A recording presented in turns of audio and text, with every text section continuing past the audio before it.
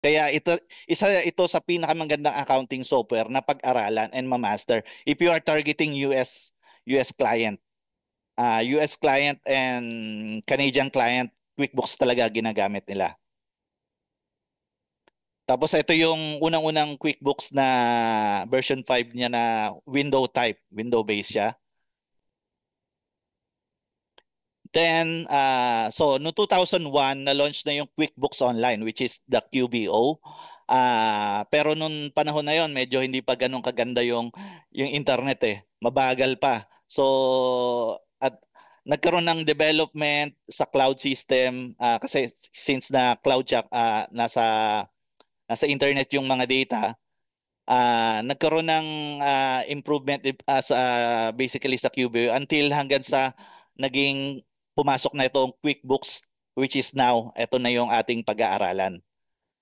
Ito yung interface ng QuickBooks. Huwag kayong magulat or huwag kayong ma-overwhelmed sa information na nandyan.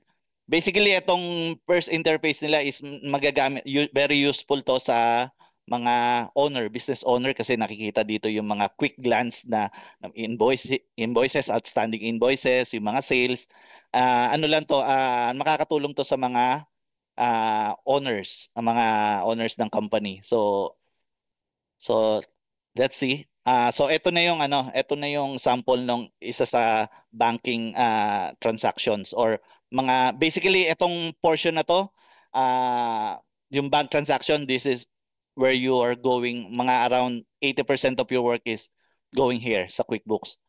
So I'll end my presentation here and I'll go on QuickBooks na online, then yeah, and show you how to navigate it.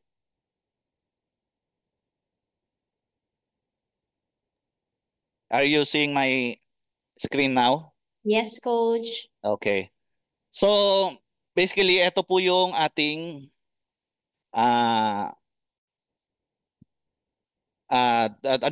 ito yung pag nag-login ka sa QuickBooks, ito yung unang-unang mong makikita. And usually, dito sa transactions, dito po yan sa transaction na tab. So, etong nasa gilid, ito po yung mga categories ng inyong QuickBooks. So, you can also view it here. So, nahati po siya into four parts. Bali, may customer parts, may vendors parts, may team, and may other na parts. Ito pong mga nandito, these are the transactions that you can do in QuickBooks. Sa customers, you can do invoice, receipt payment, statement, estimates, sales order, credit memo, sales receipts, and so on and so forth. So, ito po yun. So, mamaya madadaanan po natin sila lahat as we categorize the transactions. Kasi po ang gusto ko pang mangyari habang ginagawa natin itong pagka-categorize, which is around 80% ng ating trabaho ay nandito, and madadaanan na natin itong mga ibang module na ito. So okay, this is a sample company lang po ito. Mamaya pwede ko ibigay yung link kung saan nyo pa pwedeng ma-access. Same data nito. So, ito naman ay free sa lahat and pwede nating pagpraktisan. No worries dahil hindi naman apektado, wala namang ibang company na naapektuhan dito sa sample na ito. Sa sample ano. So, ang first and the usual na ginagawa ko kapag pumapasok ako sa isang company, I always look into their chart of accounts. Sa chart of accounts po nila. So, you can do transactions, then chart of accounts. Let's go here. So ano po ba yung chart of accounts, and sa mga may accounting experience sa inyo, mostly I think alam ko ano yung chart of accounts. Ito po yung listahan ng mga account numbers natin and account name na part ng ating general ledger, ng mga ledger. So nandito po yung mga banking, assets and expenses po. Nandito po lahat. So I always look into the income part. Ito po yung sa sales part and also tinitignan ko rin yung mga expenses kasi iba't ibang company, iba't iba yung kanilang expenses. Maaring iba-iba yung pangalan nila pero basically halos pare-pareha lang sila. Nagkakaiba-iba lang sa pangalan po. So what you can do is browse it and at least may fair idea kayo kung ano yung anong klaseng mga accounts yung ginagamit ng isang company. Para kapag nag-categorize kayo, mas madali nyo nang at least may idea kayo na may ganito pala, may meals and entertainment sila, may office expenses sila. So, madali nyo nang maika-categorize ang isang expense or isang transactions. So, let's go back again to bank transactions here. So napunan nyo, this one is, I'm here, yung naka-highlight, ito yung checking account. Then if I go here, ito yung savings. Then if I go here, this is the credit card account. So I have 3 bank accounts. So maaring mas marami pa yan sa may experience niyo. Pero for this example is may 3 bank account. Ngayon, these are connected sa bangko mismo. Kumbaga, nakakonect ito sa yung mga transaction. Kapag may transaction na nangyayari sa bangko, pumapasok na kagad dito. Kaya nga QuickBooks Online, once na magkaroon ng transactions after few hours, pumapasok na po yan dito. Automatic na once na connected ka sa bangko. So, madali naman pong mag-connect dito. Kaso hindi ko pwedeng mapakita kasi nga this is just a sample account. So, edit natin. And meron po yung option na connect bank account. So, ito po yung disconnected. Ito connected siya ngayon, currently connected. Tapos pwede mo siya i-disconnect. Pag disconnected siya, pwede mo siyang i-connect. Tapos hihingi siya ng login details sa banko. Then, yun na yung time na maiko-connect mo na yung banko, that particular account to your QuickBooks Online. So, pwede rin naman, if ever yung account is you can't actually connect, hindi siya available sa bangko ni QuickBooks na pwede mong i-connect, you can also upload an transaction. Halimbawa, may transaction yung particular account na yon, pwede ka pong mag-upload using this portion, yung upload file. So, let's do a sample po. Ito po yung sample na yan.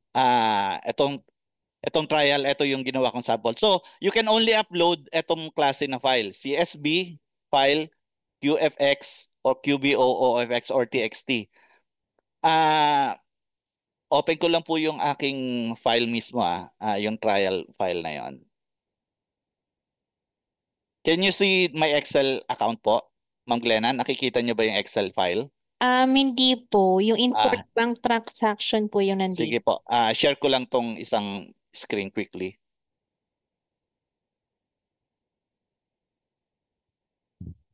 Oh, where is that? Huh.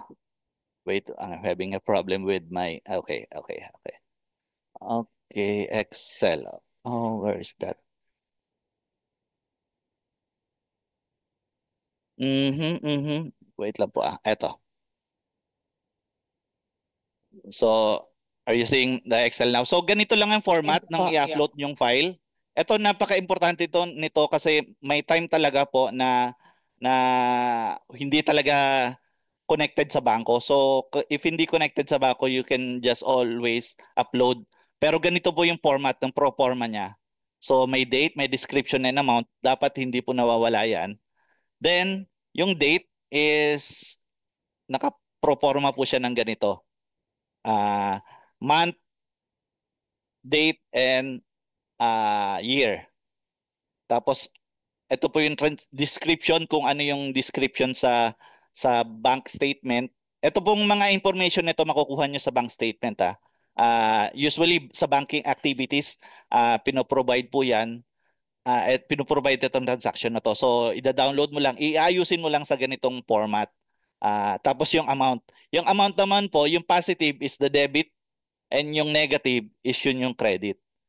Tapos, ito lang naman yung kailangan mo, tatlong information lang, 3 column lang. Then you can upload that. Tapos use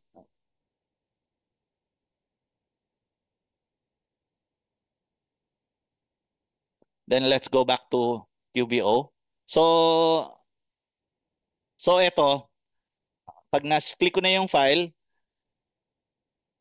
then next, then choose kung anong bank account or halimbawa sa checking siya, lagay natin.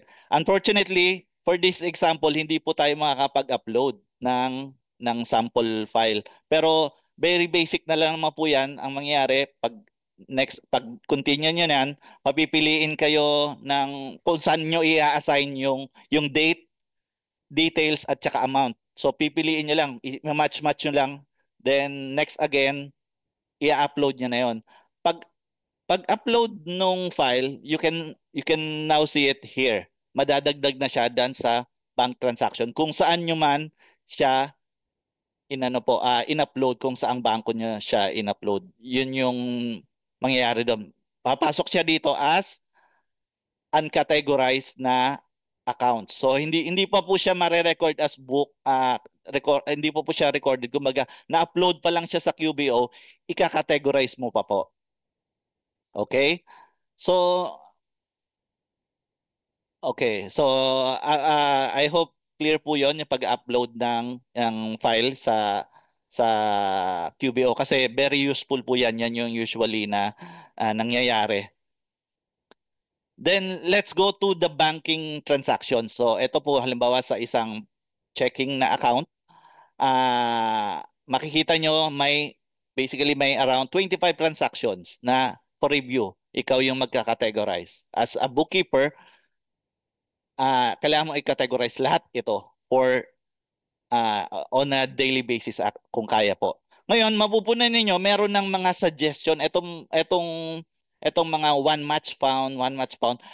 Ano po yan? Very eye-pleasing po yan sa isang accountant kasi ibig sabihin yan, hindi ka na masyadong mag-iisip. Mga around 80 to 90% ng transaction na ito or yung suggestion na ito ay tama. So 80 to 90% pag nakakita ka ng match found, medyo confident ka na tama yan. Kasi yung AI ni QBO masyadong magaling. Kumbaga, kapag may nakita siyang nagmamatch sa transaction mo, halimbawa may invoice ka na isinend sa kliyente, then nagbayad yung kliyente, kapag pumasok yung pera nito, nakikita niya na nagmamatch found na. So let's do an example para mas makita ninyo. Actually, pwede nyo i-click na siya na match without thinking or without checking, pero syempre bilang account na, kailangan mo pa rin i-check. So let's do this one, yung February 8. So if you click this one, mangyayari, makikita niyo may categorize, may match, may record as transfer. So if you match, ano na yan, magre-record na siya as sa QBO. Pero you can also check this one, yung deposit niya, yung the blue one. Ibig sabihin may deposit na 865.15. Click this one and you can see that okay, eto pa lang 816.15 ay deposit na ginamit etong mga ito, payment. May mga payment na limang payment na pumasok. Kumbaga, isang deposit lang sabay-sabay. So, in total niya, itong limang ito. Transaction nito, 400, the 226.75, and up to the 80. So, makita niya, ito yung naka-check.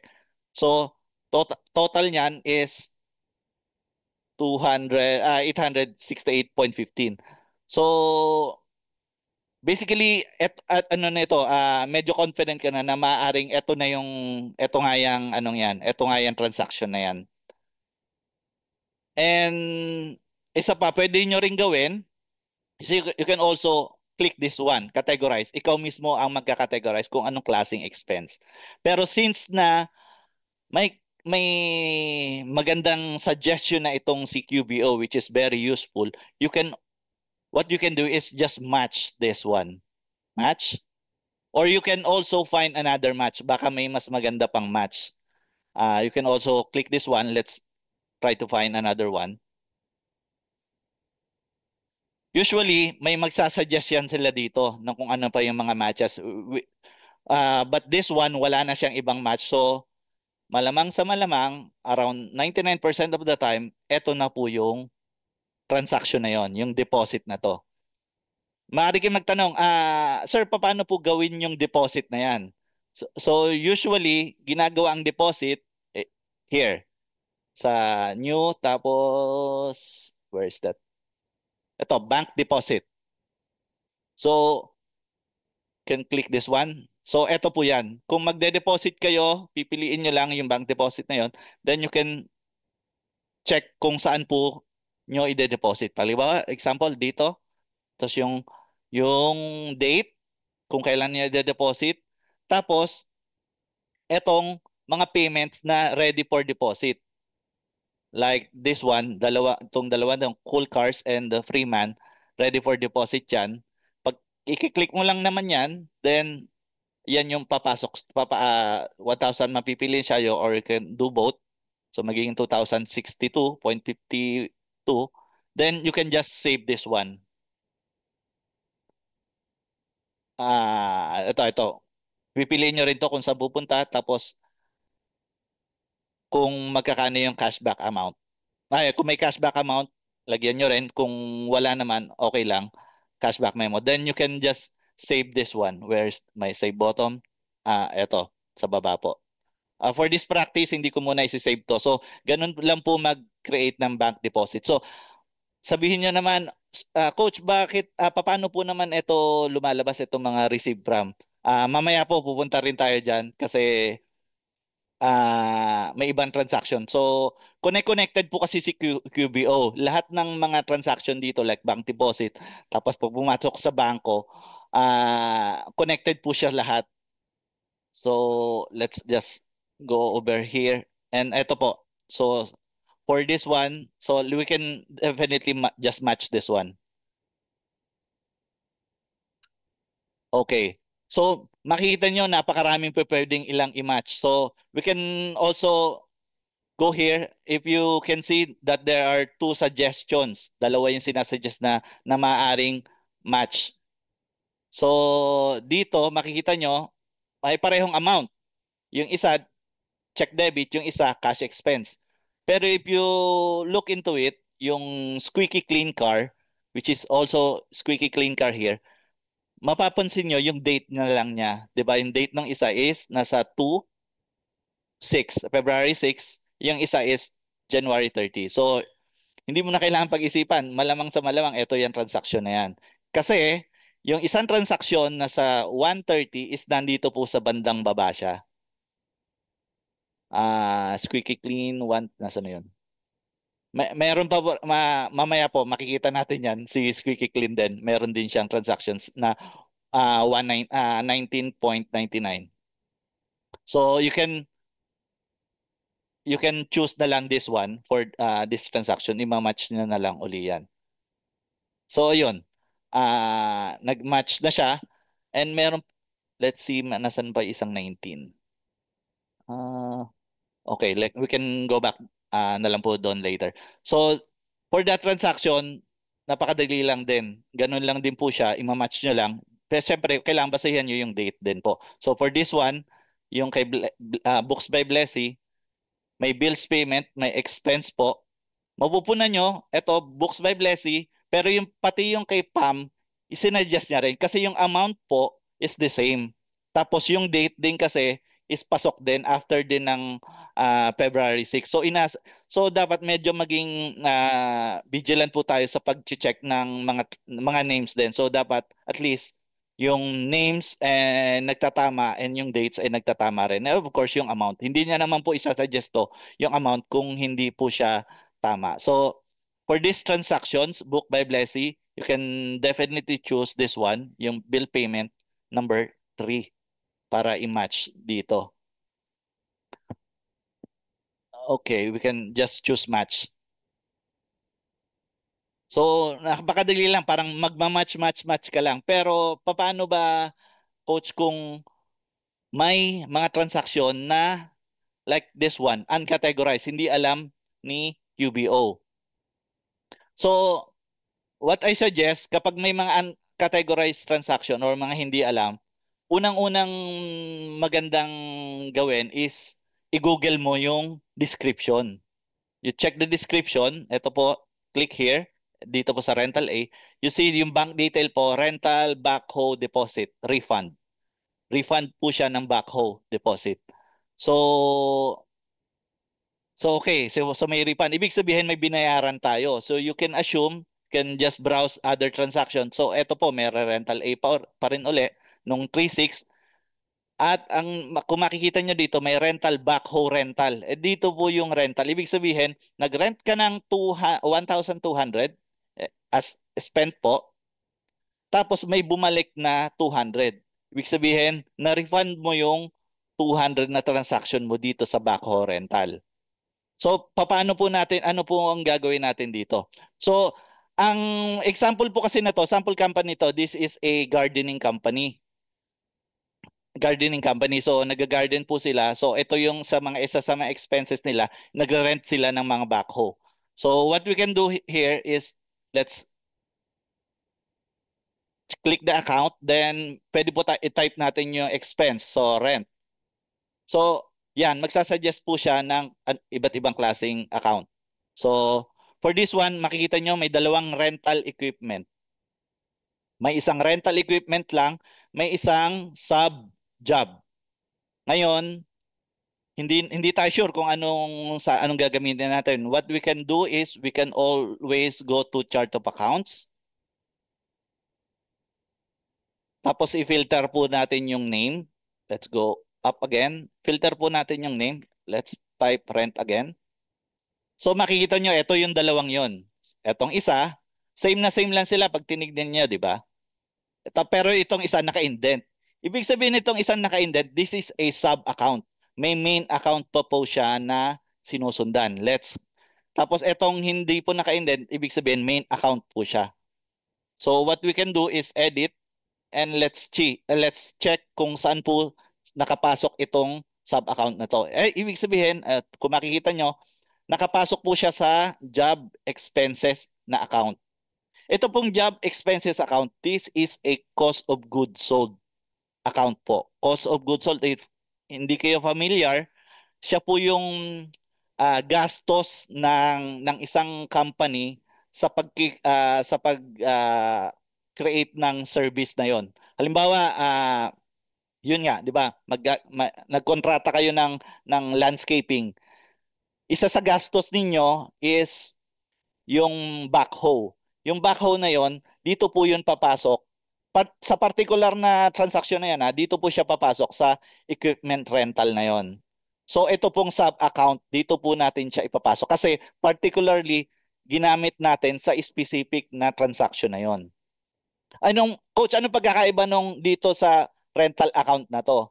Usually, itong major na rental account na to, yung mother account na to, ito po ay sa operation expense. Kasi po sa accounting, sa income statement po, may dalawang klase na expenses. May expenses po tayo dito sa may tinatawag na cost of goods sold. Yun po yung paating dinidiscuss ko kanina. And meron din po tayong operational expenses. Yung operational expenses po, ito po yung kumbaga lahat-lahatan na hindi natin ma-identify kung kaninong particular na client, kumbaga panglahatan, pang company wide yung ginamit mo yung backhoe na yon. So usually nilalagay po natin diyan siya sa may mother account ng rental equipment. But for this particular transaction po, dito po natin siya ilalagay sa cost of goods sold na transaction because particularly po yung transaction na yon ay nangyari sa isang project na identified natin as cost of goods sold o yung parang puhunan po natin. Puhunan natin dun sa kontrata na yon. So what we can do here is ilagay po natin siya dito sa rental equipment. So we can also add yung payee. Pero kapag walang payee, wala pong problema yan. Pwede naman pong hindi ilagay. Pero mas maganda kung meron pay, kung alam niyo yung pangalan ng A-Rent, wala kasing A-Rental siya, yo. Okay, wala. So, you can always ignore na lang po 'yan. Ang importante po itong account. Tapos, you can also put a product or service here. Pero for this one, hindi na kailangan din. Then, you can also put kung kaninong customer siya ilalagay. I mean, kung kaninong customer po siya ginamit. So, ito po yung kagandahan dito kay QBO. May time po kasi na may mga projects na billable na tinatawag. Ito po yung billable. Ibibill natin kay kliyente yung transaction na yon. Kumbaga hindi yun part ng ating kontrata. Ibibill natin siya pabalik kay kliyente para siya po yung magbabayad, no. Parang ire-reimburse po natin. So may features po siya na ganon. Etong QBO. So para po magawa yon, you can mag-example po tayo, ilagay natin dito kay Cool Cars. Cool Cars. Yung expenses na equipment rental na yon. So click natin yung billable. Then okay na po. You can add na. So pag in-add nyo na siya, magiging makakategorize na po siya. So, yung transaction na yun, nakategorize na siya, pupasok na po siya dito sa categorize. So, you can always undo your transaction. Bawang na-review ninyo, ay mali pala yung ginawa ko doon, you can always undo. Yun ang kagandahan dito kay QBO. Hindi nyo kailangang maging perfect every time. You can always undo your transactions. So, ito po yun.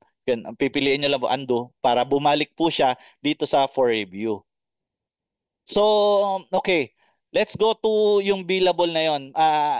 Since na-discuss ko naman about sa billable na yun. Paano po ba yung kung halimbawa gusto ko ng i-invoice ngayon kay kliyente yon. So, let's go here sa add nyo sa invoice. Tapos, search lang po lang dito sa customer, si Cool Cars. Cool Cars. Ayan po.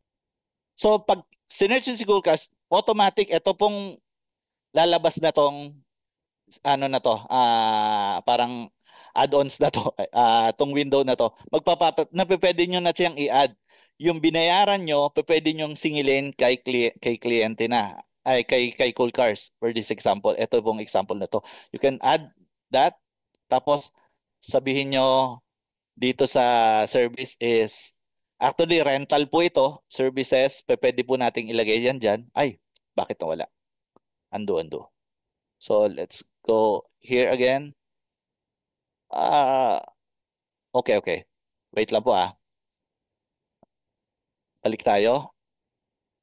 Invoice, dito po sa customers. Then, let's go click find Cool Cars. Tapos lalabas uli po siya dito. So, hindi na po pala pwede nating i-edit itong portion na to. Pero we can always add design or we can always add another services or product. So, kompletuhin lang po natin yung kung may quantity tapos yung rate, automatic naman po niya na i-compute yan. Then, automatic na rin po siya mag-compute dito. Then, we can also add discount if you want. Discount by percentage or by value. And also, pwede rin po ilagay natin yung tax. And itong mga to is usually kapag yung company naman matagal na, usually nakasetup na tong mga to sa kanila, tong mga taxes, tapos pati itong mga customers. So what we can do here is pag okay na po siya, then we can save and send na po siya. Let's try po natin i-save. Tapos ito po yan, ito po yung kanyang parang format. So magsisend po siya ng invoice. You can always change this one. Tapos ito po yung preview niya. So ito yung isi-send natin. So pag sinend po natin yan, papasok na po yan sa email ni Cool Cars. Ito po, since may email siya. So kapag binayaran niya ni Cool Cars,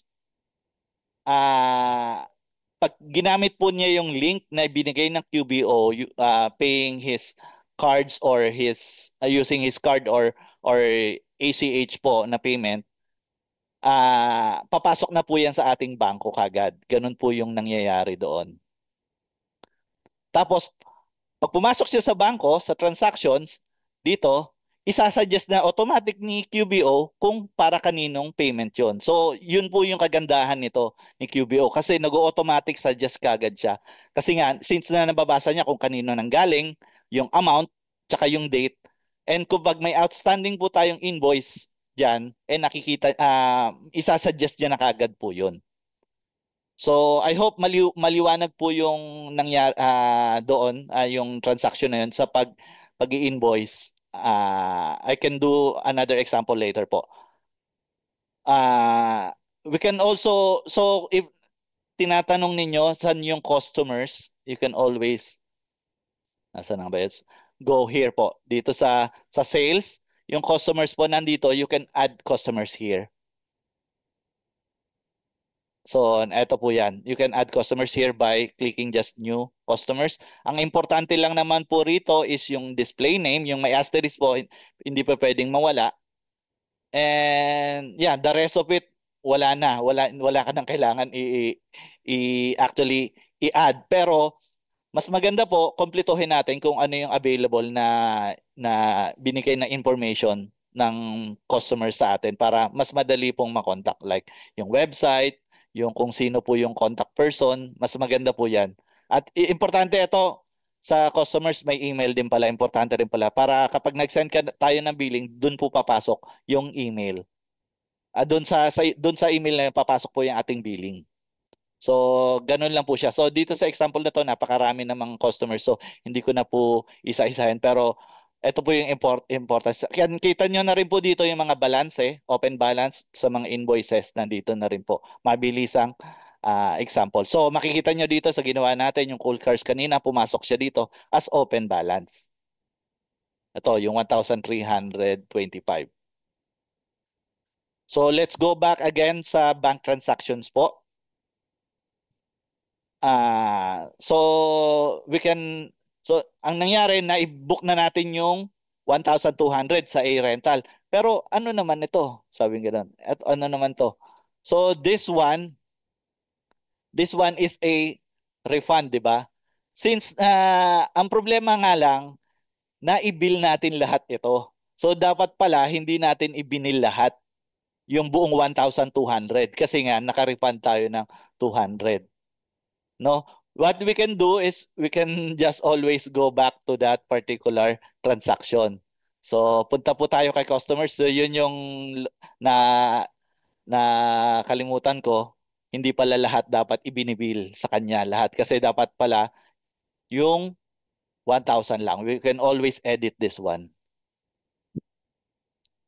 Uh,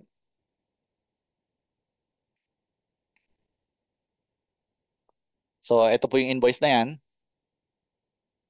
Bakit ba to lumalabas? So, view and edit. So, dapat pala itong 1,200 na to is 1,000 lang to. Kawawa naman. Si kliyente ko siya yung magbabayad tapos nag-refund sa atin. So, we can always just send and save here. Okay. Para maging fair po tayo. Tapos, hindi ko na isi-send. Ko-close ko na lang. So, assuming na isinend na natin po. So, ayan, nabago na siya. So, we can go back to the transactions na uli sa bangko.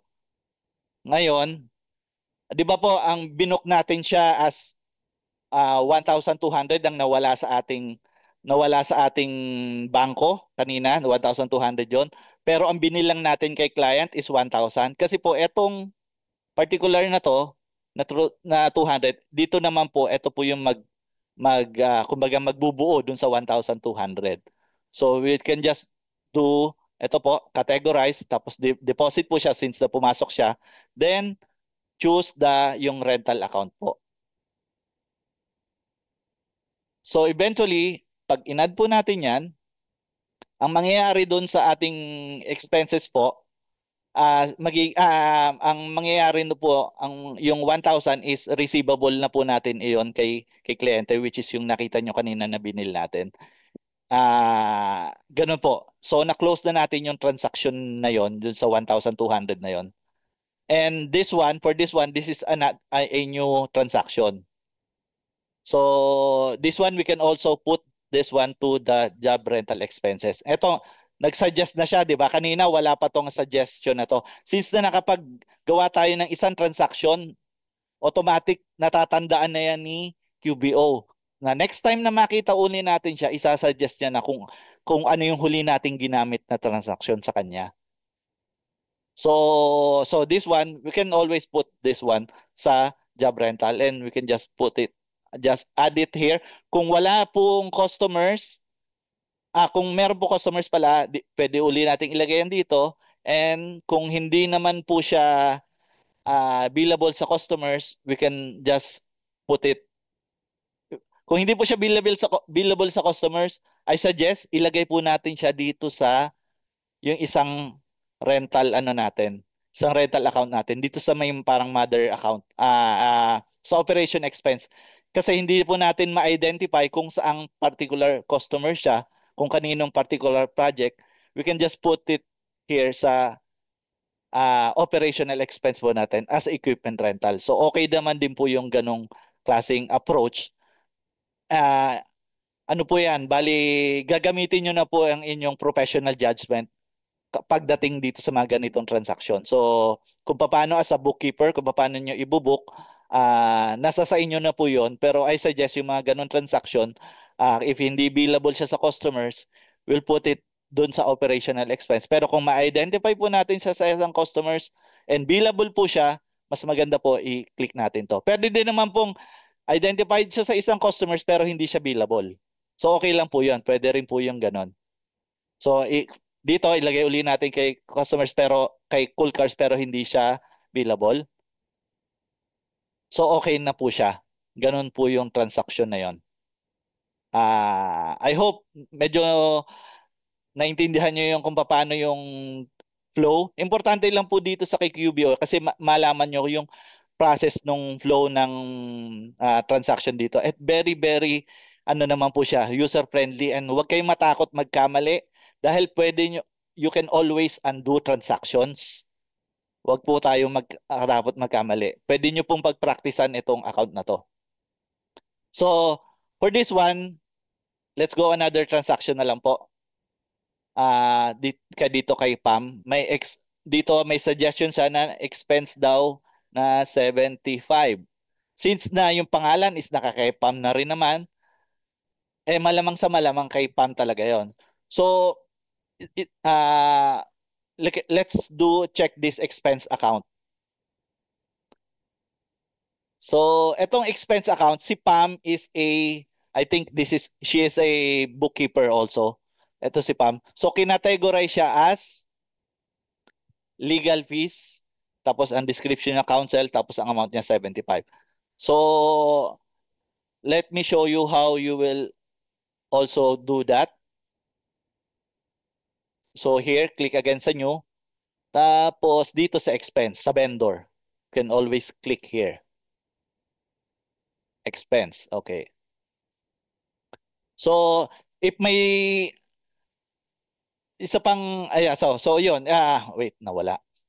Okay. So, ayan.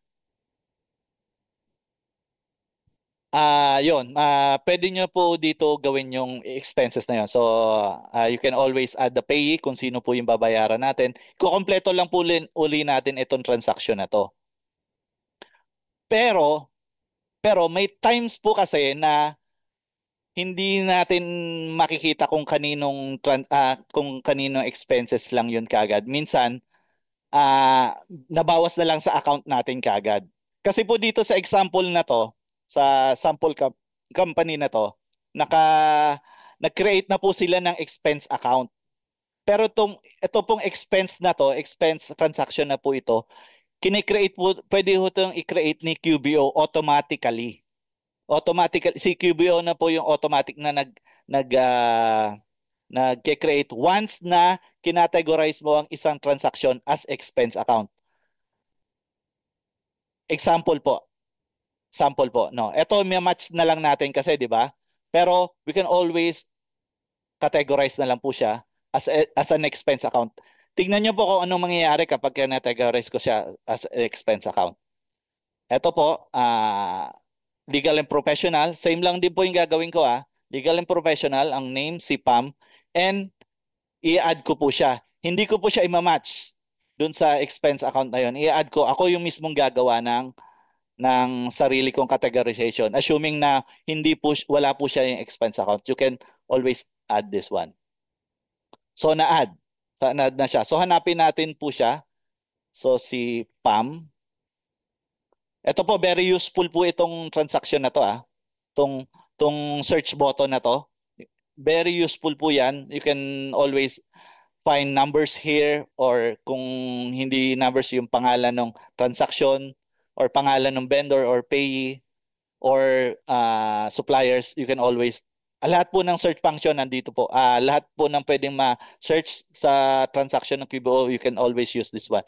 So, napunan ninyo, ito po yung expense kanina na naka-account. Expense na ginawa ni QBO na kanina sa sample. Ito yung kakagawa ko lang. Ito yung kakagawa ko lang ngayon kasi naka-expense lang siya. So, as I've said, once na kinategorize nyo po si QBO, automatic po siya nag-create ng expense na account. So, you don't have to worry na kailangan ko pa i-create yung expense account. Kasi pwede nyo na idiretso na i-categorize po siya. Automatic si QBO gumagawa na siya ng expense account.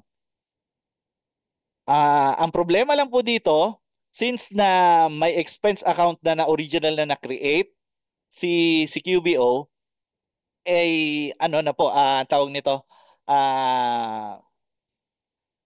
magdodoble yung expense account. So may lulutang na $75,000, $75. Kasi itong particular na ginawa ko ngayon, nakalink na siya dito sa particular online transaction na yung kanina. So pag kinlik nyo to, makikita nyo na connected siya dito. Ngayon, what we can do is, again, punta po tayo kay Pam. So ito yung ginawa ni QBO kanina. Let's go on here and we can delete this one. Click more and you can delete this one. You can void, you can delete. I suggest, mas maganda delete nyo. So we can delete this one para mawala na yung expense transaction na yan. Okay. So wala na siya.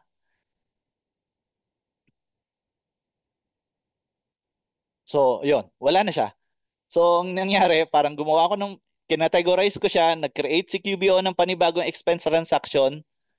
Then, yung lumang expense transaction, dinelete natin. So, pwede, ano po yun? Kasi dito sa example po na to, sample company, si QBO po, gumawa na po sila ng mga expense transaction.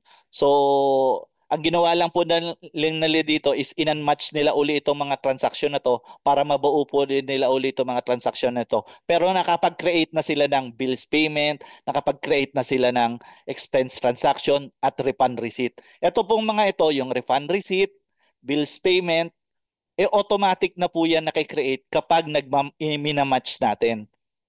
Minamatch natin yung mga transaction. For example po, itong bill payment, usually, ang lumalabas po dito kasi hindi bill payment talaga. Ang lumalabas dito is yung invoice mismo. Invoice mismo ni PNG. PGE pala, PGE. Puntahan po natin yung bill payment na kinreate ni QBO. So ito po yon bill payment po. Ibig sabihin binayaran po yung bill. Wag po kayong malito sa expense and bill. Pag sinabi pong expense ni QBO, expense ibig sabihin po nun, nabayaran na kagad, kumbaga nawala na record na as lumabas na sa ating lumabas na po sa ating bangko 'yon. Or binayaran natin ng cash or yun po, binayaran natin ng cash o lumabas na sa account natin. Yun po yung nire-record natin as expense na. Pero po itong bill, pag nagkikreate po tayo ng bill, yan po yung sa AP. Kumbaga, gumagawa lang po tayo ng accounts payable natin. Kumbaga, babayarin, mga utang. Yung isa kasi, expense is nabayaran mo na. nalabas mo na yung pera. Itong bill is utang po or babayarin mo pa lang. Before pa pala ako pumunta dito sa bill payment, punta na lang po muna tayo sa bill. Sorry ah. So punta po tayo sa bill. Dito po siya sa bills. Expense po. Eh, di ba, sa expenses nga po may expenses and may bills. Again, yung expenses, ito po yung lumabas na kagad sa ating bank account na bayaran na natin. So, pero hindi pa naka-record dito sa QBO. So, pwede po tayo mag-upload ng resibo using this one. Expenses. Ito po, new transaction, expense halimbawa. Mag-upload po tayo, ay wag na po. Wag na po pala yan. Iba po pala iba yung nasa isip ko. Wait. Sorry. Okay, coach. Ay, 2 o'clock na pala. Sorry guys, medyo nawala lang ako. 4 na oras yung tulog ko lang ngayong araw na to. Pagpasensyahan nyo na kung medyo nawawala ako sa wisyo po. Before that, ano po, quick break lang po muna ako. Si Miss Glenna po is ano po sa ating parapol. Papalaro po tayo. Yes. Magpapalaro muna si Yes. ma'am. Opo. And then, while waiting din po sa amin na matapos, meron na po silang mga questions po doon. Pwede po nating balikan mamaya. Okay. So, yun, guys. Sino na dito ang ready na manalo? So, yung mga weekly na nagpa-participate sa ating games, ito na ulit ang yung mga hinihintay. So, yeah, let's all be ready, mga keyboard warriors. Share ko lang ang aking screen. Ayan na sila. Game na daw sila, ma'am, para mag-start sa game. Palakasin nyo na ang inyong wifi, ang inyong data, okay? Ayan. Alright, wait lang. Ayan, kita naman yung screen ko. Yes po. Right? Yung game natin, phrases siya. So, pero pina-arte ko, gibberish style. Sure. Sure. Nakapaglaro na tayo dito before yung gibberish word. Okay? Yes po. Yan. So, guys, magta-type lang kayo saan? Dito sa Q&A tab. Q&A. So, lahat ng mga magiging chat nyo, kita namin, wag nyo nang tanongin kung kita kayo. Hindi kayo visually kita na yung mukha nyo nandyan. Yung chat nyo po, makikita namin. Okay? Yes. So, don't worry. Ito yung example. Okay, bigay lang ako. Example, yan. Basta nyo. Furrowing yolk curd. Diba? Parang, ano ba to? Parang, Rose. Anong tawag doon? Pabebe ba yun? Sure. Naka-braces. Parang So, sounds like, ano yung tunog nung ano na yun? kung ano yung tunog ng word na nandito, yun yung magiging sagot. So, yan ang example niya, pero ito ang sagot. Frozen yogurt. Okay, so pakita niyo yung difference. Frozen yogurt. Diba? So, ganun siya magiging sagot. So, medyo mind-boggling siya. Kaya, galingan ninyo, guys. Okay, so may 10 tayong papahulaan. Meron namang may mga given letters naman, may mga hints. So, di kayo masyadong mahihirapan. Okay? So, Yes. phrases ito, just to remind you guys. Okay? Ready? Give me a thumbs up, please. Thumbs up.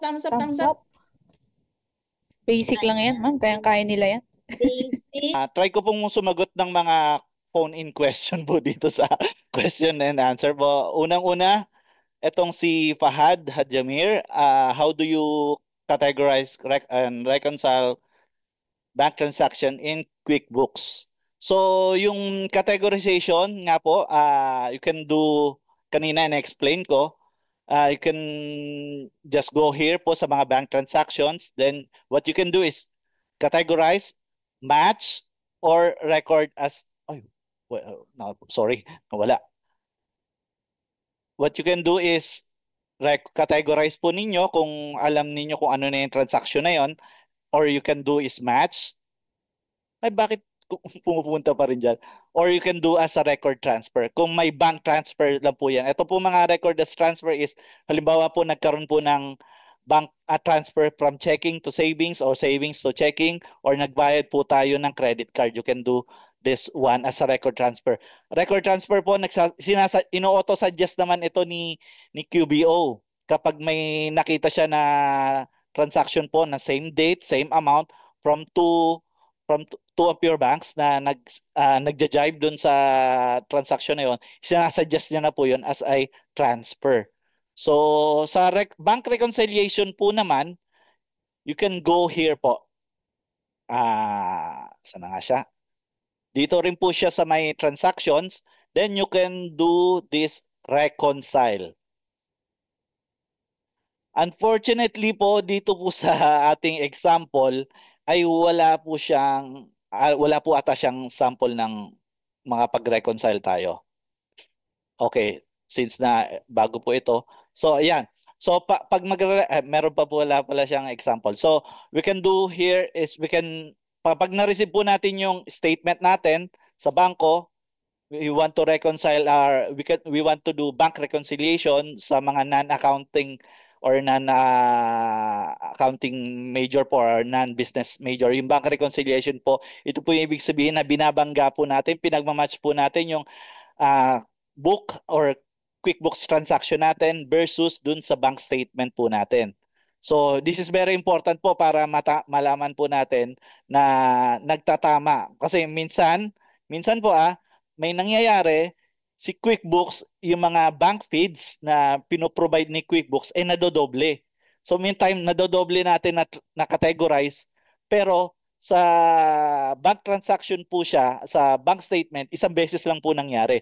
May nangyayari pong ganun. Madalas pong nangyayari yon. So this way, yung yung reconciliation, para po natin ma-sure na lahat ng nangyayari na recorded lang dito sa ating books ay tama po doon base sa bank transaction. So, napakadali lang mag-reconcile sa QuickBooks.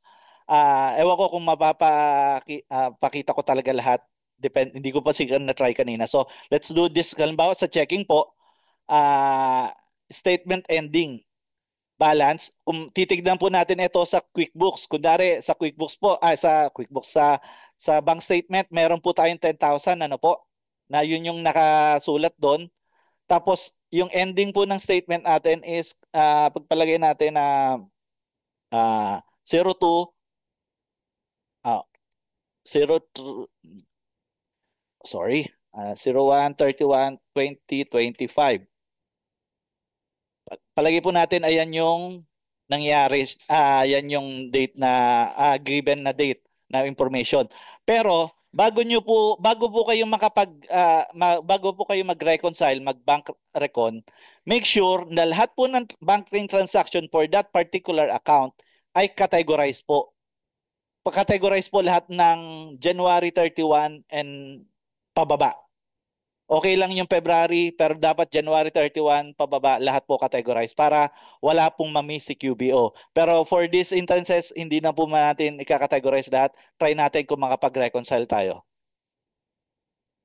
So, ito po yung lalabas dyan. So, wag kayong medyo magulat or ma-intimidate. Yan lang po yung talagang naman. So, ngayon po, may difference ako lumalabas na 5,000. Dapat po 0 yan. Kasi, ngayon po, wala pa po tayong na-i-check na nababangga. So, what I usually do, nahati po siya sa dalawa eh. So, may payments at may deposit.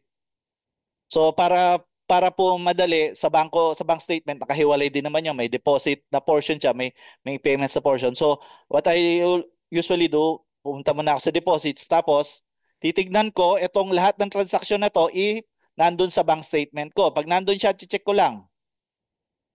Check ka lang. So, you can always check na ito po yung total deposits, 591. Makikita nyo rin sa bank statement nyo kung total deposit 591, di tama na yan. Wala ka na kailangan gawin. So, okay na siya. So, you can, pag okay na yung deposit nyo, punta naman tayo sa payments. So, sa payments, dito po lalabas lahat po naman na expenses. So, what we can do is always na lang po, matching na lang. Click nyo na lang. Wala po kasi akong hawak na statement dito, no? So, ito po, pinapakita ko na lang as sample po. So, ganyan. I-click lang natin lahat ng mga transaksyon. So, yung ibig sabihin ng mga naka-check na transaction, ibig sabihin yan yung nakita natin sa bangko na lumabas sa ating bangko, so sa ating account. So, eventually, sa dulong-dulo, magzi-zero dapat ito. Itong difference nito, dapat magzi-zero ito. Yun po yung, pag nag-zero na po siya, then you can save na po siya. Or pwede nyo rin pong balikan yan. Halimbawa, hindi ka pa sigurado kasi may mga transaction ka pa na hindi pa pala na-categorize, you can always save it for later na lang po. Kung ano yung mga naka-check dito, pagbalik nyo mamaya doon, andyan pa rin sila naka-check. Tapos, yung mga transaction na kinategorize nyo, na wala pa dito ngayon, lalabas din po siya dito. So, ganun lang po siya mag-bank reconciliation. Ang aim nyo po is palagi ma-zero out itong transaction na to. Ma-zero yung difference ng book ninyo and versus dun sa bank statement. So I do hope na na-answer ko yung nasagot ko yung tanong mo, Mr. Sir Fahad. Tapos next question po, ask ko lang po galing kay Jocelyn, ask ko lang po if pwede pong gamitin sa property management transaction. Opo, ginagamit po itong QBO sa property management transaction.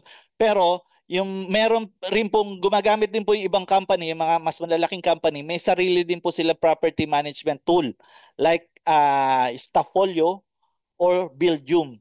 Yung Stafffolio po and Buildium, that's the most used property management tool sa US ngayon kasi po napakaganda niya. And also, integrated po siya dito sa QBO. Ibig sabihin na integrated, lahat po ng mga transaction nyo doon, pwede po siyang kumaga pumapasok na kagad dito siya sa QBO. Nag-auto upload na po siya dito sa QBO. So, konting galaw-galaw na lang po ang gagawin niyo dito sa QBO at okay na siya.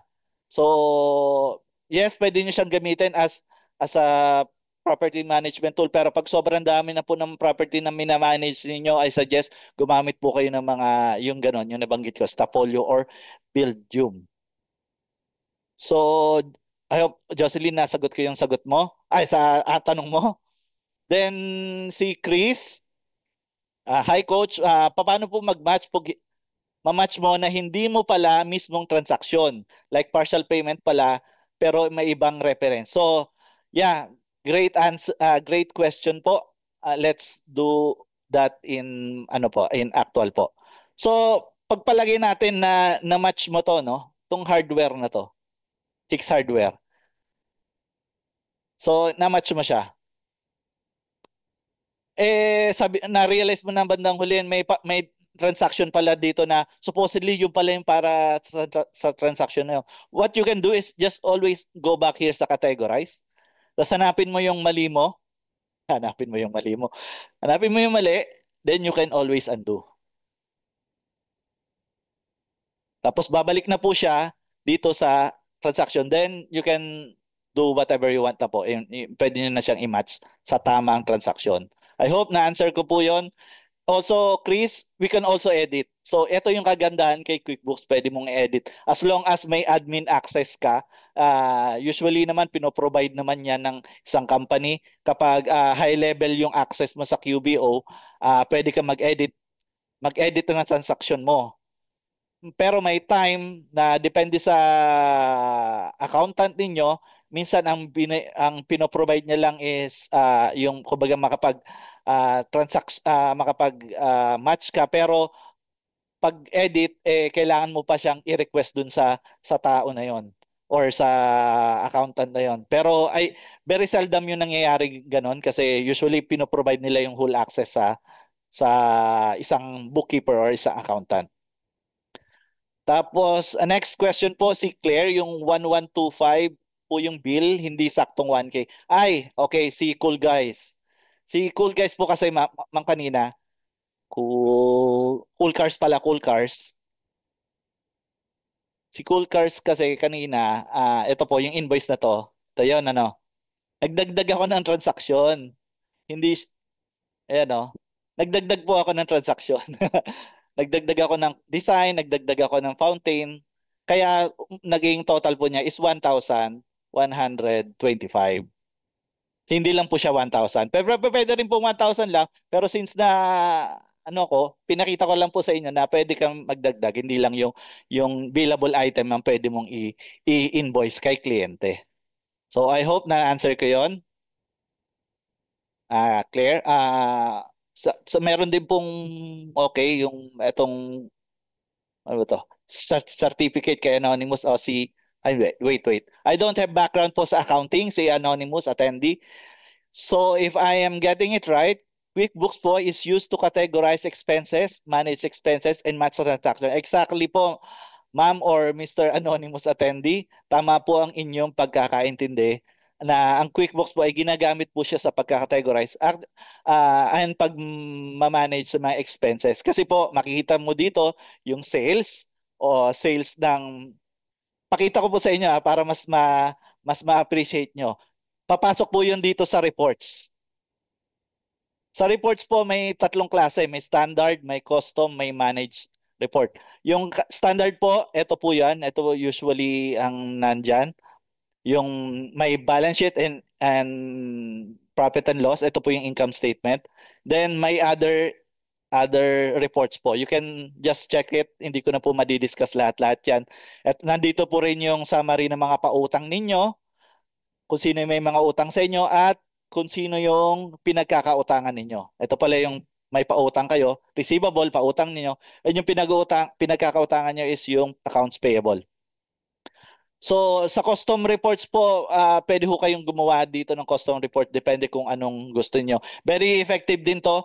Pwede ko rin pakita sa inyo kung paano gumawa kasi madali lang naman to.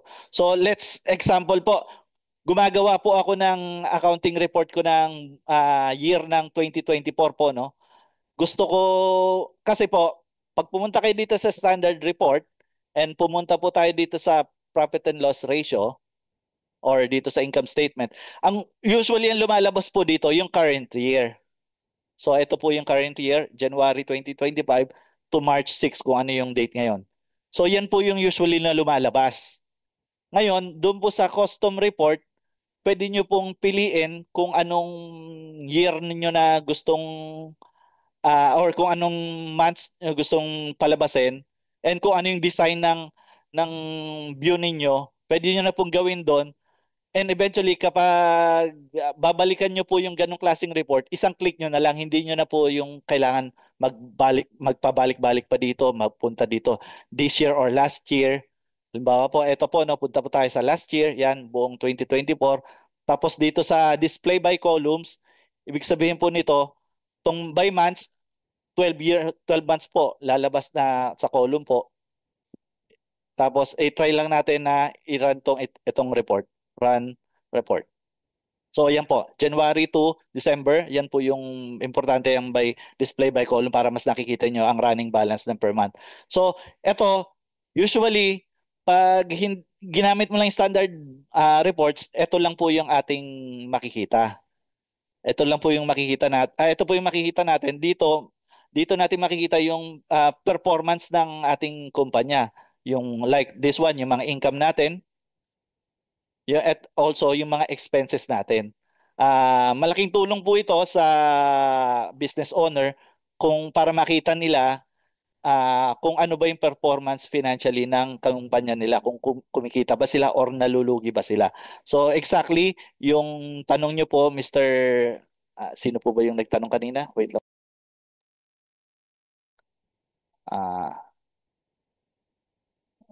Sorry. Wait lang. Asan na ba yun? Sa questions. Ma'am, hindi ko na makita yung mga questions. Nasa na yun? Q&A. Yun. Yun, Sir Anonymous, I hope na tama, nasagot ko po yung inyong question. So balik po tayo, punta na po tayo lang dito sa report, which is, ito po yung isa sa importanteng gamit ni QBO. So para po, yung sa mga ginagawa nating transaction, ginagawa nating categorization, expenses and income, and dito muna po natin makikita yung mga transaction na yon. So isa po sa report, ito yung profit and loss. ito po yung standard report. So pag paulit-ulit po nating pwedeng gawin ito, pero pwede rin po nating i-save to para babalikan na lang natin next time to. Para po magawa yon, di ba, ginawa ko na itong last year, 2024, tapos may months, you can always do this one. Save customization, tapos pwede nyo pong palitan, lalagyan ko na lang ng pangalan ko. Nasaan na yun? Wala na naman. Lalagyan ko na pangalan ko, then save na lang po. Pag nagawa nyo na yon, can go back again sa reports. Tapos, punta na lang po tayo dito sa custom reports. Makikita nyo na po yung reports na ginawa nyo na parang preset na report ninyo. So, very maganda po yan para hindi na po, para makatipid po kayo ng oras. Yang sa paggawa ng preset ng mga reports. Very effective yan. Ako, lagi akong gumagawa niya para isa-isang click na lang. Mas maganda yung pangalan, mas kumpleto, kunyari profit and loss year 2024 o whole year 2024, ganun po. Pwede niyo pong gawin 'yon. Tapos may tanong, punta po ako sa another question. Ay wala na. Punta na ako sa babang-baba. Teka lang, ito na yung sa games kasi. Okay, balik lang po ako kay Abby. Sir, starting po ako ng QB. ABB, starting po ako ng QB, may mga companies po bang nag-accept ng walang QB certification? Meron po nakita online with payment po certificate. So, meron po. Actually, wala po akong QB certification. Once na may experience ka po, bibihira po yung company na nagtatanong na meron ka bang QBO certification. Hindi po hindi or QBO Pro Advisor certified. Hindi po ako Pro Advisor certified. Experience lang po ako sa paggamit ng QBO, pero ano po, hindi po ako mga kliyente ko po never po akong hinanapan ng QBO certification. So pwede po kayo makapagtrabaho niyan. Depende lang po yan kung paano niyo sasagutin sila or paano po tayo sumagot sa interviews natin. Tapos another question po, sir, magkano po ang estimates na dapat namin sabihin for no QBO experience pero corporate experience po? Ma'am, ang SAP accounting is isa sa pinakamahirap na accounting tool ng sa accounting world po. Isa sa po, experience ko na rin ng SAP, napakahirap ng SAP. Tapos ang SAP, nakaano lang po yan, very naka-categorize kung anong transaction lang pwede mong gawin. Kumbaga, very specific lang yung mga ginagawa mo. Although itong QBO, lahat-lahatan po siya, pero napakadali po ng mga transaction, napaka-user-friendly po nitong QBO. So you can always say na meron po akong trainings sa QBO, and ang usually sinasagot ko po dyan, I'm a fast learner. So pag sinabi mo fast learner ka, tech-savvy ka, sabihin mong ganon, usually nako-convince mo na. Kasi usually naman nagtatanong, wala rin naman silang alam sa QBO eh. Wala rin naman silang alam sa pagbubooks. So tatanungin ka lang nila kung ano yung alam mo. So you can always say na medyo itaas mo yung sarili mo na may experience ka sa SAP na very simple lang naman, sabihin mo simple lang naman ng QuickBooks, may pwede ka namang manood na may nakakanood ka ng mga trainings and sa YouTube or like this one. So, pwede mo pong gawin yon, sabihin yon, and definitely makakalan ka po ng client mo soon. Tapos may anonymous attendee naman po about QBO training na lang to. Tapos ito po, si Benedict de los Santos, what are the usual reports and often do you send those financial reports po? Usually, quick, lang po, balance sheet and profit and loss statement lang po or income statement. Yan lang po yung usually hinahanap ng isang company. Kasi actually, mas nga lang sila sa profit and loss eh. Kasi, or sa income statement eh. Kasi po, yan po talaga yung kumbaga bloodline ng isang kumpanya. Kung makikita mong pangit yung profit and loss mo or income statement mo, baka time na mag-isip-isip ka ng ibang paraan para ma-improve mo yung iyong financial numbers. Si anonymous attendee, no experience po ako pero na-hire. Congratulations, sir or ma'am. Tapos, ano po yung difference ng QBO at zero? Nice. Magandang tanong po, Miss Bambi Mia. Actually, napakaliit lang ng difference. Kasi si Zero, as per my experience po kay Zero, para po siyang copycat ni QBO. Para lang siyang copycat. Kasi nga po, medyo nauna po sa industry itong si QBO. Tapos itong si Zero, mas lately lang siya dumating. Although si Zero is usually ginagamit po siya sa Australian clients and sa European clients.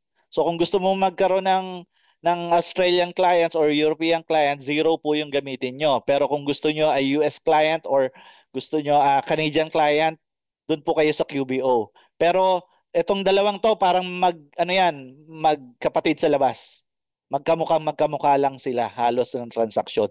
So, kapag magaling ka sa QBO, napakadali nang mag-transition into Zero. Tapos, another question po. After attending like this, do you assist us into land na job in the future? Ma'am Glenna, tanong ni Miss Rosalyn, assist mo daw siya sa makapag-land ng future client. Kaya nga po nandito ang VAME Yes. para tumulong sa inyo. Yes po, punta lang po sa Facebook page namin, nandun po yung mga hiring post po, and then apply lang. Yes. Actually, nag-iisa rin ako sa applicant ng VAME. To give you an idea, kaya po ako nakapag-connect sa VAME, nag-apply din po ako dati sa kanila. Tapos nataasan ata sila sa rate ko. Yes, Kaya high-end si Coach Ryan. kaya hindi So ito po bigyan ko lang kayo ng idea para po makatulong po sa inyo sa sa BA po ninyo aspiring mga aspiring BA. Isa po sa medyo maganda or nasa magandang rate po is yung pagiging bookkeeper or accountant. Pag bookkeeper or accountant, usually po mas mataas ang rate niyan sa mga tinatawag na general BA. So, pag in terms of rate, I could say na pag bookkeeper yung hinahanap na work, huwag kayong accept ng below $4 or $3. Don't accept that. At least $5 po ang minimum po ninyo na i-accept. Bakit po? Kasi para maitaas po natin yung standards. Kasi hindi po na madali ang pagbubookkeep. Hindi po siya madali. Kailangan po siya na experience and usually at least may business experience ka or business course ka po.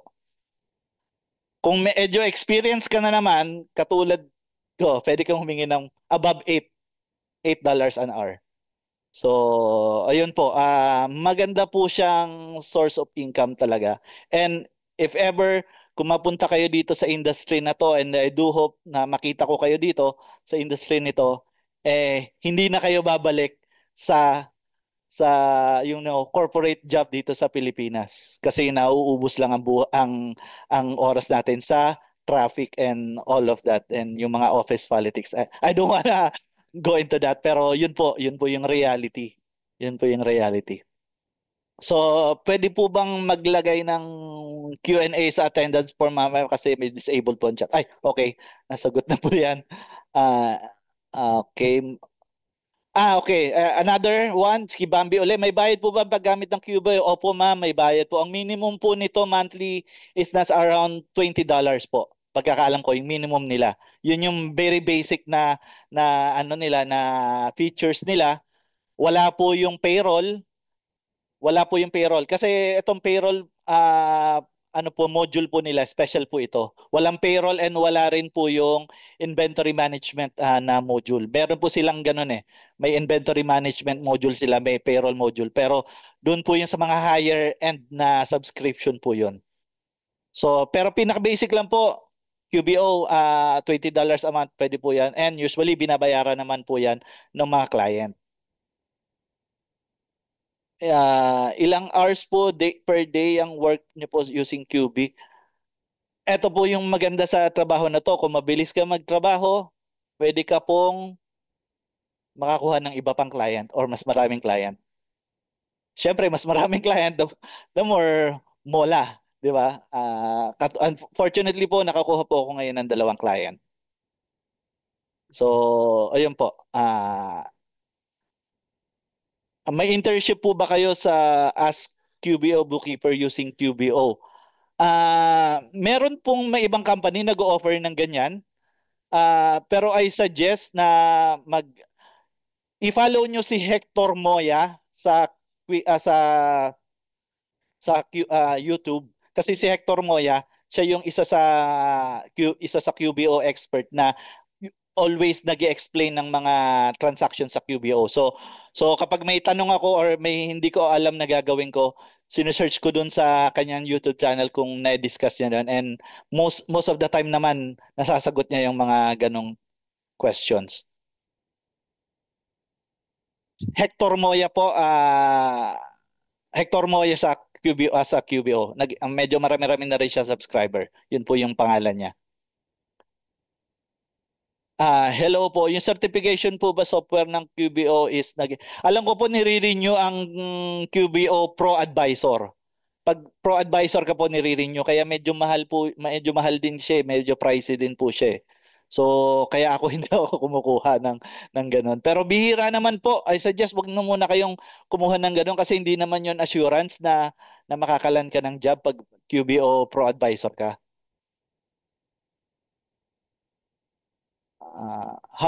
Sa tax report po, hindi po sakop ng ating transaction do. Medyo madugo po ang tax. Kailangan po mas maganda po may tax expert po ang nagdi-discuss diyan. Usually naman sa mga company sa US, they will just ask you to do the transaction po, yung categorization, yung preparation ng mga reports na to. Then, nag-hire po sila ng separate na tax accountant, which is yun po yung gumagawa ng tax report. So, wag nyo nang problemahin po yun kapag US or Canadian account po yung inyong nakuha.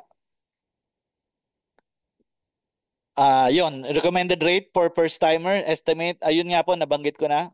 Don't accept less than $4 an hour. Huwag po kayo pang magpapalobol. Flexi time po ba? Yes, ang bookkeeper is a flexi time po siya. Depende po 'yon sa agreement ninyo ng client niyo. Mostly naman ang client ko is flexible naman, pero yun nga, yung huli kong client ngayon medyo napupuyat ako kasi on training pa ako. Hindi kasi QBO yung gamit namin, ibang software yung ginagamit namin. Si Mark Bang is 8. Yung 8 po is industry standard po siya sa senior level po na accountant. Medyo experience po na accountant. Yung $8 po is an average. Meron po akong kilala mga nag-around 12 pa sila. $12 per hour or more than.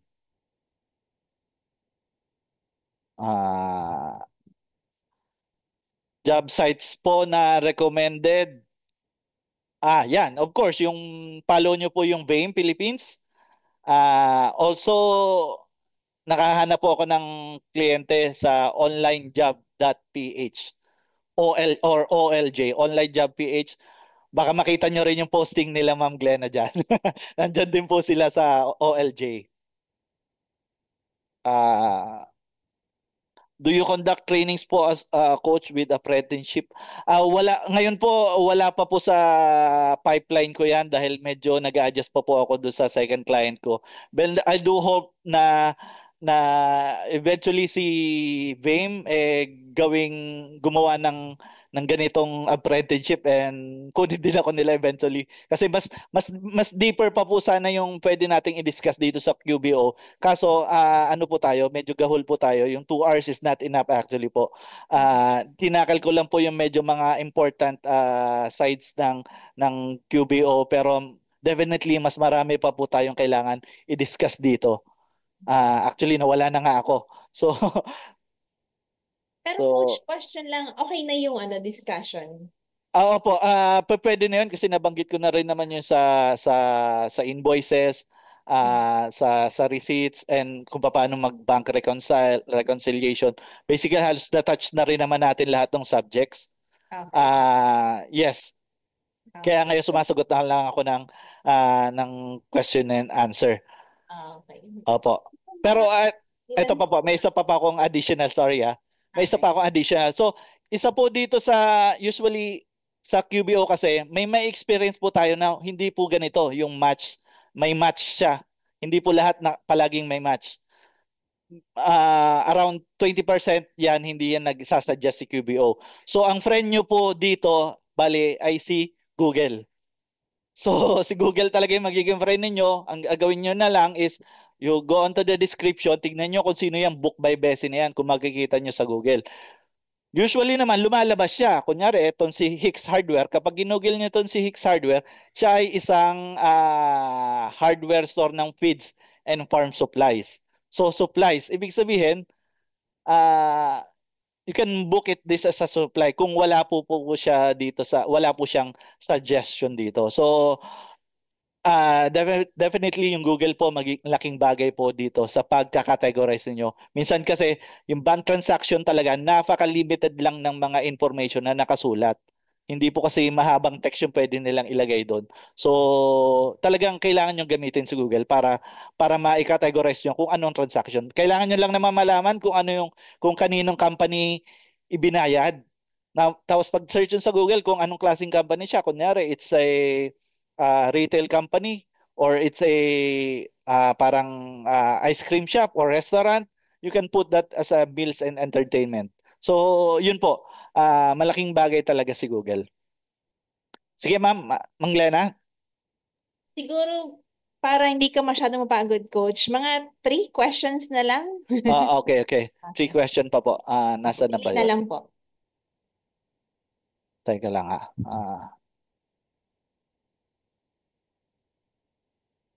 More Q&A po. Wait po Hector ano po sir? Oh yes, Hector Moya. Sorry Christine. Okay po. Si Jaya. Teka, ano yung tanong mo, Jaya?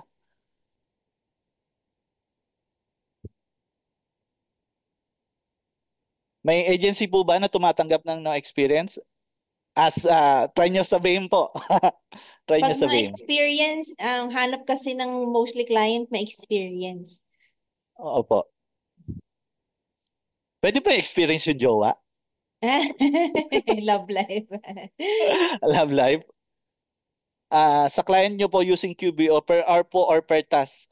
Usually po per hour po yan. Per hour po. Ang hindi po per task. Per hour po ang bayaran po dito. If I will free QBO trial, yung pong pinakamahal na plan, I will tapos cancel ka after trial. Pwede naman yun, ganun po. Pwede naman yung i-avail tapos cancel yung after trial. Actually, nag-offer din silang 1 month free trial. So, walang problema po yun. Paano ulit pumasok yung bank transaction? So, yun po, tatlong way po para pumasok yung bank transaction. Pwede nyo pong, actually, 4 po dito sa particular example na to. Pwede nyo pong i-categorize. Diretso nyo po i-categorize siya. Pwede nyo rin pong i-find match. Pwede po nating gawin dito is find match. Or kapag wala pa pong lumalabas dito, you can find this one, find match. Usually naman nagsasuggest yan si QBO. So ayan po, ito po, multiple matches siya. May matches siya dito, 5, may match siya na 4, may match siya na check. So ang pinaka niyo po diyan is titingnan niyo ngayon yan kung sino po yung tama dito sa match. Sinasuggest ni QBO. Suggestion lang naman to. So eto ba ang 5 to? Eto bang 4 na to or etong nag-iisang to? So malamang sa malamang itong nag-iisang yan. Nag-iisang. Opo. So you can match lang po yan. Okay. Opo. So, yan. Okay po. Nakatatlo na si Coach. Sige Madagdag po. ko lang doon kanina kasi parang may narinig ako yung sa certification sa QuickBooks. Meron kaming client niya, naghahanap sila ng certificate. Mostly kapag CPA. Pero pag bookkeeper, hindi sila naghahanap. Pero mga ilan-ilan lang ang may naghahanap ng QuickBooks certification. Mahal kasi yan, di ba, Coach, kapag Opo. nagpa-certify ka. QBO Pro Advisor po yung tawag nila doon. Yung Pro Advisor ka, medyo mahal siya. So, kung CPA ka, I think wala naman siguro CPA ngayon dito. So yun, kung CPA ka siguro, pwede mong gawin yun. Pwede ka mag-Pro Advisor. Pero kailangan mo pang i-test kasi yun. Magte-test ka pa po. May may aral pa po 'yon, mag-aaral ka tapos Huwag yun magte-test. na muna Kailangan mo unahin ipasa. yun. O Basta wag mo na 'yon. maganda. Kailangan intindihin niyo muna, matuto muna kayo ng transaction. Matuto Huwag niyo manavigate itong QuickBooks. Yes, opo. Ma'am, binigay niyo ba yung link nung test drive? Nabigay niyo ba? Yung Pwede. test po, Opo, test drive link. wala. Naisan niyo po ba sa akin, Coach? Message ko ulit sa inyo, ma'am. Eto, ma'am. Okay. Opo. Ito. I-share nyo na lang, ma'am, sa kanila. Ito po, may i-share si Ma'am Glenna. Ito po yung test live link. Ito po yung link nung ginagawa natin ngayon. Pwede nyo pong gawin yan sa bahay, pag-practicean nyo po para, kumbaga, may ano kayo, may mapaglalaroan kayo. Don't worry, hindi na, individual na po yan, nakasave po yan sa inyong, hindi po yan, pagka kinlose yan, hindi po yan siya nagsisave actually talaga sa cloud. So, Na-share ko na po siya. opo, yan po. Pwede nyo pong pag-practicean yan. Ayan. So, yun guys. Sana marami kayong natutunan kay Coach Ryan. So, let's wrap it up. Blessy? Yes, ayan, 'di ba? May pa-free ano pa tayo, freebie from Sir Ryan na pwede nating pagpraktisan, and kung talagang mahirap din kasi yung napapanood mo lang, maganda yung na-apply din natin. Tsaka na papapraktisan. Ayan. So